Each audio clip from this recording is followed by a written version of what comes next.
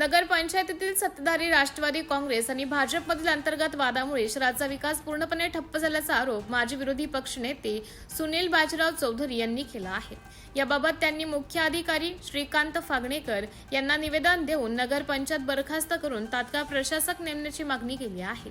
निवेदनात चौधरी यांनी म्हटलं आहे की नगरपंचायत निवडणुकीला 7 महिने उलटूनही सत्ताधारी गटातील मतभेद आणि गटबाजी कायम असून विकास कामे रखडली आहेत।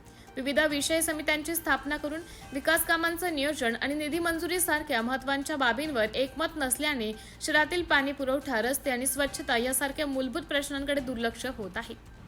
मुख्य अधिकाऱ्यांनी निवेदन देताना आदिवासी काँग्रेस सेलचे जिल्हा अध्यक्ष दीपक अहिरे, परीक्षित देशमुख, राहुल पाटोळे, चेतन देसले, अजय भोई, महेंद्र भिल आणि रामभाऊ मालचे उपस्थित होते। दरम्यान नगरपंचायत बरखास्त करण्याच्या मागणीमुळे शिंदखेड्यातील राजकीय वातावरण तापले असून यावर सत्ताधारी राष्ट्रवादी काँग्रेस आणि भाजपची भूमिका काय असेल याकडे नागरिकांचं लक्ष लागले आहे।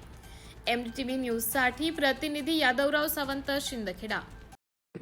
असं जनतेच्या वतीने या ठिकाणी काँग्रेस पक्षाकडून नगराध्यक्ष साहेबांना सुद्धा विनंती करतो आणि सर्व संबंधित सभापती आणि नगराध्यक्ष यांना पुन्हाच विनंती करतो की तुम्ही समन्वयाने या शहराचा विकास करावा, अन्यथा मी काल शिवसाहेबांना निवेदन दिलेलंच आहे।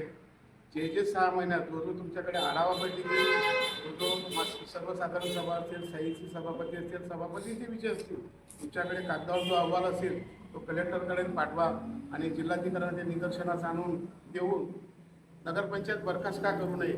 कारण 7 महिन्यापासून जनता गटारी भरलेले आहेत, कोणाचे ढापे तुटलेले आहेत, कोणाचे काय तुटलेले आहेत, अशा अवस्थेत जनता तुमच्याकडे विद्यमान नगरसेवक जेव्हा मला काल बोलले शिवसाहेब की दीपक देसले यांनीच ढापे टाकण्यासाठी निवेदन दिलेले आहे। आता यात मला कळत नाही जोपर्यंत दुसरे सभापती ढापे टाकायला ताईला मंजुरी देतील तोपर्यंत तुम्हाला खूप लाभ भेटणार।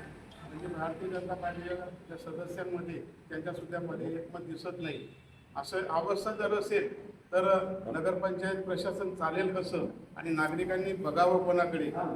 म्हणून आम्ही या ठिकाणी पुनश्च एक अशीच आमची मागणी राहील, जर का येत्या महिन्यात जर तोडगा नाही निघाला तर आम्ही आज पण तीच भूमिकावर राहू, नगरपंचायत बरखास्त करा आणि प्रशासन बसून जनतेला या विकासापासून मोकळं श्वास घेऊ द्या, अशी आमची या ठिकाणी विनंती असेल।